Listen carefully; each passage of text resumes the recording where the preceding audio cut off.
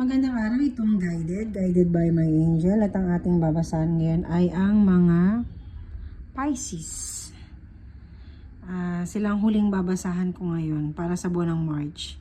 Para sa kanilang simple reading, konting guide lang sa ating mga angel at angel message, syempre. At ito na nga. Hingi tayo ng isang angel message para sa iyo, Pisces, para sa buwan ng March. So, ano kaya ang message sa'yo ng angel mo ngayong buwan na to? Look for the sign. So, naghahanap pa siguro ng sign. At sinasabi sa'yo ng card mo ngayon is, look for the sign. So, ano kaya mga sign na to? Galing from God, the creator of heaven and earth. Nagbigay sa'yo ng magandang sign. Kailangan lang makita mo. Medyo nagpo-focus ka sa ibang bagay kasi nasabi sa'yo ng angel mo na look for the sign. Look for the sign daw. Look for the sign. Dahil nandiyan na sila. Nandiyan na. Pinadala na sa'yo ng anghel mo na galing sa pinakanataas natin, na pinaniniwalaan natin, kung religious ka man o hindi ka religious, is angel from above is giving you the sign. Kailangan mo lang pakiramdaman at hanapin in a way na ikaw yung pakiramdam mo is ito na yung sign na yon. May mga ganun tayo, ano, diba? So, 4 card spread tayo, mga Pisces, for more clear vision o kapalaran mo ngayong ano na to ay ang 5 of Swords para sa buwan ng March. Medyo dumilim na.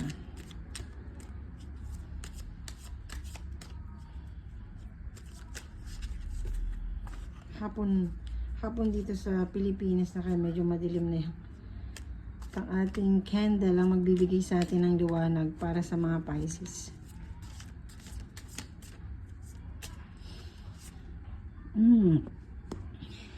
Ten of Cups in reverse and 4 Cups at ang ating the Moon in reverse. Bakit kaya naka in reverse yung ating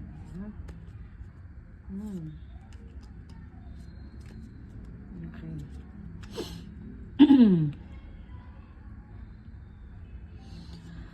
Para sa mga Pisces ngayong buwan ng March,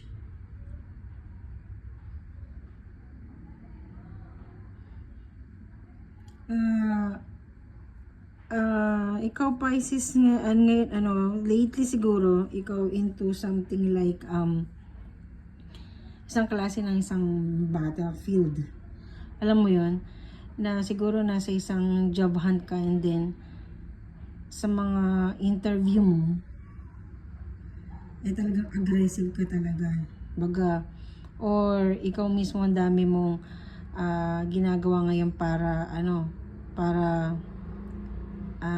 bigyan ng impression na maganda yung mga ka-work or yung boss mo, o kung sa ka naman, sa estudyante ka naman, maaring ginagawa mo laging the best mo para hindi ka mag-failed sa kahit anong project man yan or research, dahil ayaw mo ng failure. Ayaw mo yung ganun, ayaw mo yung okay lang, gusto mo okay na okay talaga. Ayaw mo yung ganun na takot ka actually. Kaya talagang ikaw mismo sa sarili mo, kahit na yung sarili mo kalaban mo, di ba? So, ngayong buwan ng March, nandun ka sa klase ng environment kung saan ginagawa mo lagi 101% ng ano, dahil ayaw mo nga ng failure, gusto mo perfect, gusto mo okay lagi, kasi magbibigay sa'yo na, dahil sa mga ganong karakter mo is nagkakaroon ka tuloy ng mga anxiety, na kapag naging hindi nag-okay itong bagay na to, ay matinding failure sa'yo. Yung anxiety mo talagang yun yung marami kang kaagad na negative na naiisip kapag na-fail to, ganyan. So, ngayong ano na to, ngayong March na to, sinasabi sa'yo ng card mo sa'yo, look for the sign. So, para mas mapunta ka sa mas magandang sitwasyon ngayon, whether kahit saan ka mang ano ng buhay ngayon, is look for the sign. Kung meron kang delay, hayaan mo lang. Hindi yun para sa'yo. Kung alimbawa na-reject ka man sa isang bagay, ibig sabihin hindi yun para sa'yo. Kung mas mataas yung naging mababa yung grade mo, ibig sabihin yung bagay na napaghirapan mo, inaano mo na. At dapat mas embrace mo yon kung ano man yung mga yon. At wag mong ipilit yung bagay na hindi mo dapat ipilit, lalo na kung hindi para sa'yo. 'Di ba? Sabi nga nila, kung parang sa mga ibang nag-audition, kung hindi man ka mananalo ngayon sa isang competition, then din yung para sa'yo, para dun sa mga tao na yun. Dapat, hindi ko na sabi maging masaya ka sa kanila dahil natalo ka, but embrace mo yung challenge na yun, na hindi lahat ng bagay ikaw mananalo. At yung failure minsan is a lesson from us. 'Di ba? Para mas maging maganda yung sitwasyon natin, o mas maging maganda yung gagawin natin in the future. 'Di ba? So, yun nga. And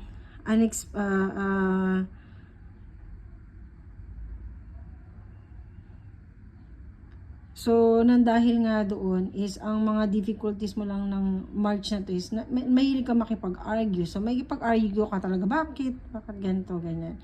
So, sa March na ngayon, sana lang, no, magkaroon ka ng konting self-realization siguro.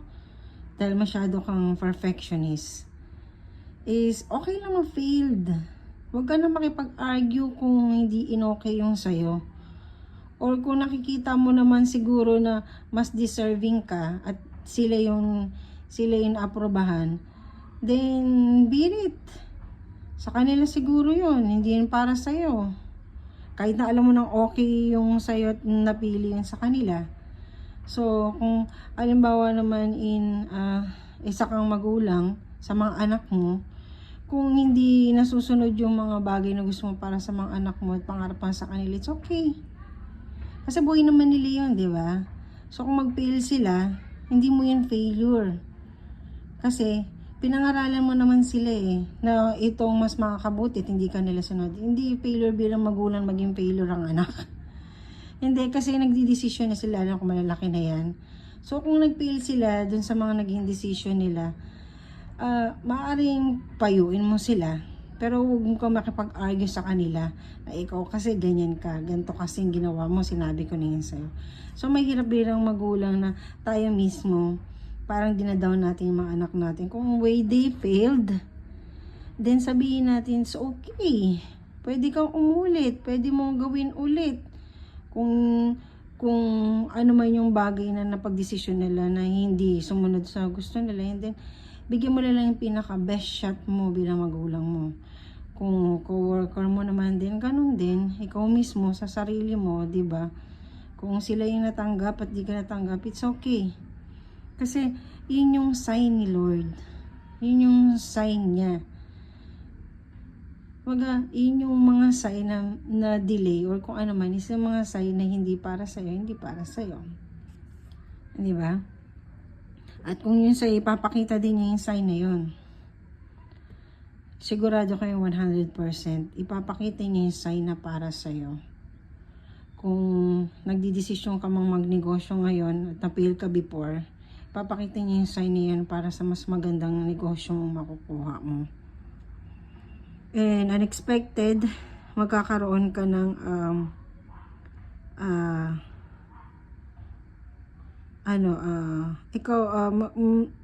unexpected, ikaw mismo is na magkakaroon ka ng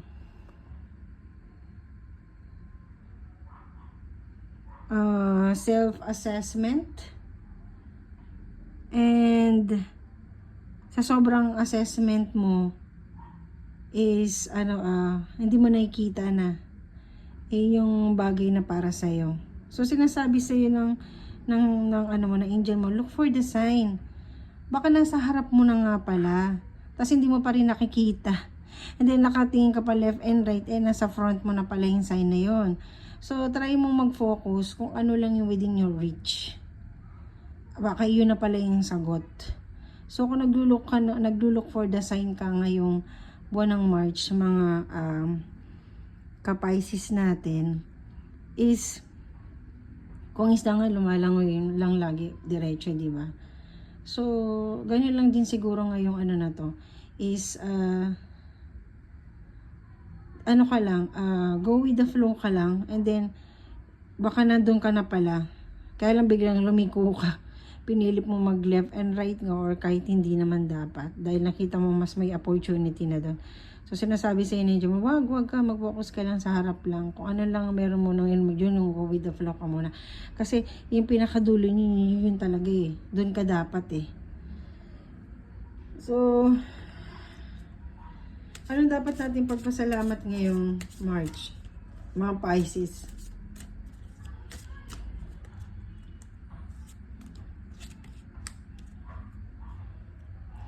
Speak your truths. Thank you, Gabriel, for helping me speak with integrity. So tutulungan ka ni Archangel Gabriel para ikaw mismo tutulungan ka niya para mas ma-express mo yung sarili mo. Dahil kapag mas na-express mo yung sarili mo, and dahil isang honest person ka, is yung mga fear mo na yun na sinasabi ko kanina is at maging focus ka lang doon, diretso ka lang, wala ka munang likuan, at doon ka lang sa pinaka goal mo, na hindi ka nahihirapan, na wala kang inaapakan tao, is makikita mo yung yung sign na yun na hinahanap mo.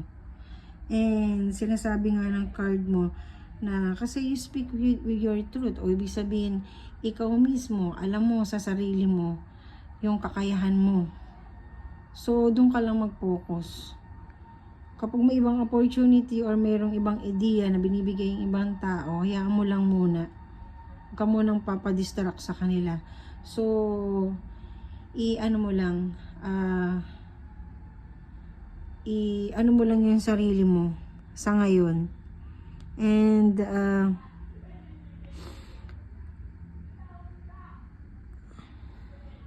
by the end of this March kasi magkakaroon ka ng clarity kapag nandun ka sa ganong klase ng focus. And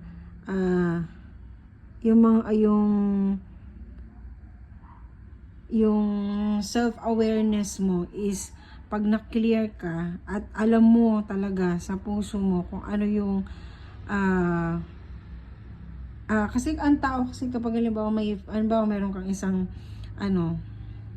balak na gawin, and then may takot ka, ibig sabihin hindi yun kasi dapat kung mayroon kang ginagawang desisyon, either kahit na sabihin nating risky pero hindi ka natatakot dun sa risk na yun, then go, di ba? Pero kung iniisip mo to pero ang dami mong baka ganto, baka ang dami mong baka, huwag ka na lang magpatuloy. Munta ka na lang dun sa sinasabi sa ng card mo, look for the sign na kahit na alam mong mawawalan ka siguro ng dito, magre-risk ka talaga, pero alam mong magiging okay, then yun na yun, di ba? So medyo ganun lang ikot ngayon ng mundo mo ngayong buwan ng March, mga Pisces, is ganun yung mga reading natin ngayon from March, lahat ng sign actually. More on self talaga, na sa sarili mo talaga. Baga, kailangan muna natin siguro maging selfish ngayon, Isipin muna natin kung ano yung makakabuti sa atin. Kasi kung ano yung makakabuti sa atin, is magiging makakabuti din sa ibang tao on the long run. Kapag naging okay ka, naging clear ka, pag na-fulfill mo na yung gusto mo, is mas makakatulong ka na sa iba. So, siguro, sa ngayon, yung mga sign na hinahanap mo siguro, within yourself lang muna yon. Huwag yung para sa ibang tao.